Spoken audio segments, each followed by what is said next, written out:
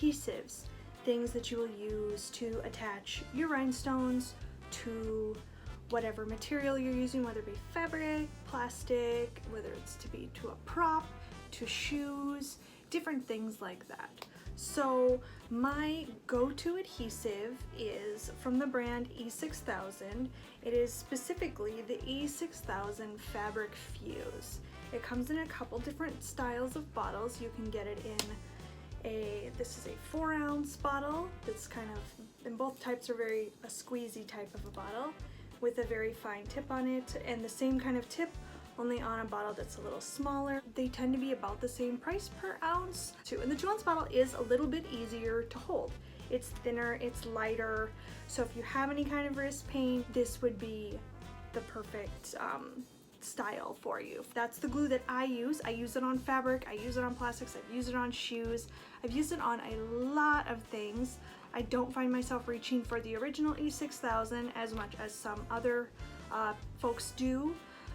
It's a great glue. It's very strong, but it's also very toxic. It has a lot of aroma, a lot of fumes, and it will require you to have really great ventilation, to wear a respirator. It's not very safe. It's an industrial adhesive that's made for industrial purposes. It's usually a non-toxic or less toxic glue that you can find that will do a similar thing. That's less risky to use, but I know that it is the tried and true standby of many people. I myself used to use it quite a bit. I even have an entire burlesque act based around the fact that it is such a notorious adhesive.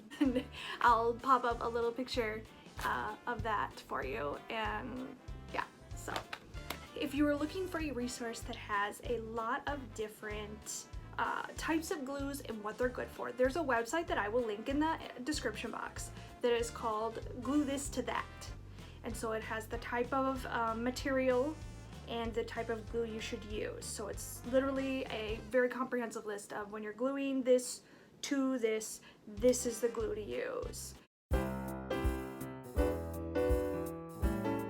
So my favorite tool is a wax pickup pencil. I use, this one is more of a generic wax picker tool, sometimes they're called. It comes in a nice case, and this one comes with the tool and a couple extra heads. The heads just screw on. You will wear them out just from pressure and use. The purposes of these type of wax tools is to pick up with the wax end and place or move around or push with this pointy end. I am very impatient and I rhinestone very quickly. I find myself pushing with the wax end a lot.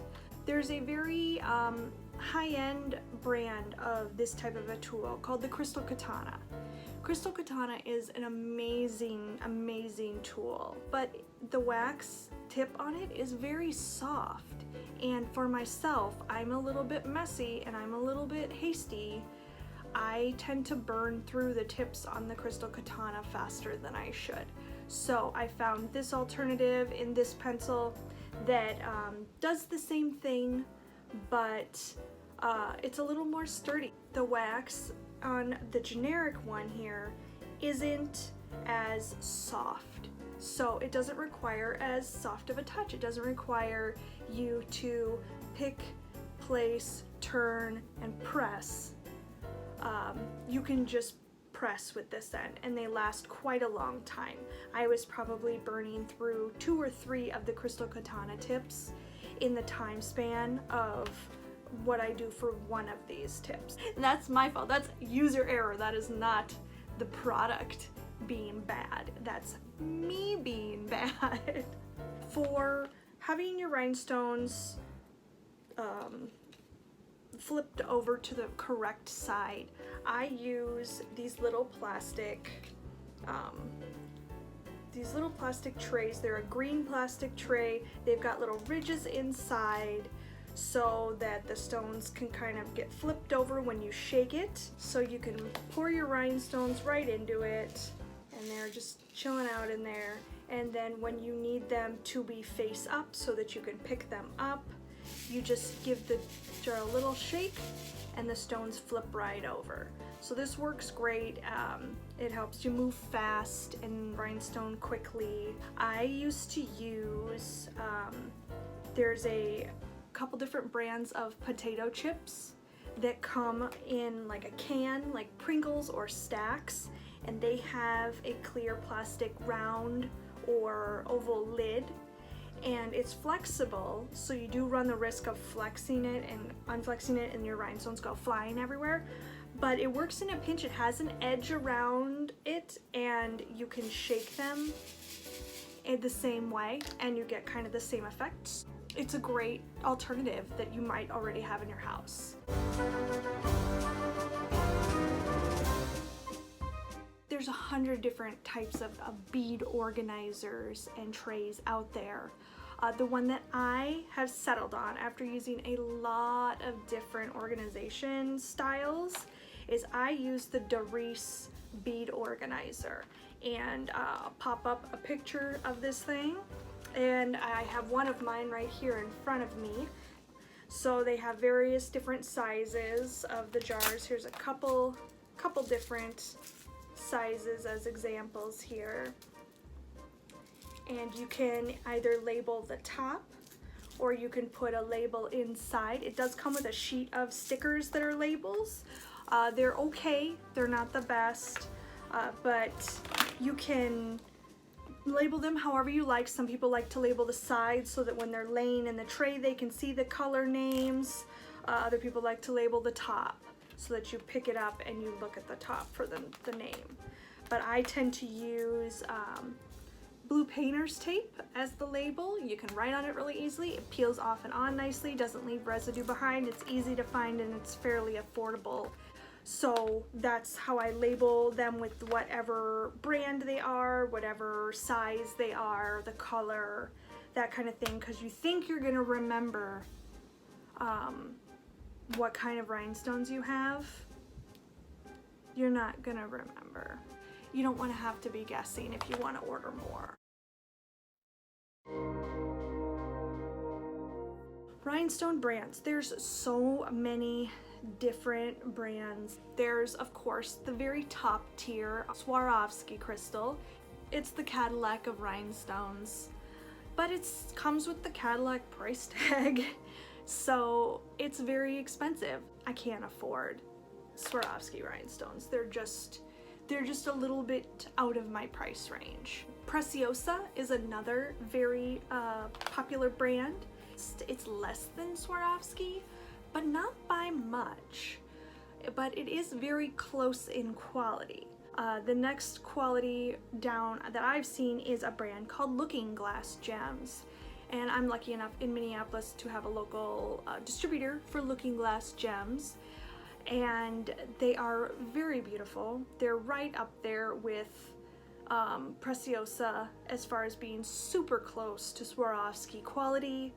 They are cost-wise, they tend to be, from what I've seen, about half the price of a Swarovski crystal. If you are looking for a really great example of the quality of their stones, one of my performer friends, their name is Nadia Amarena.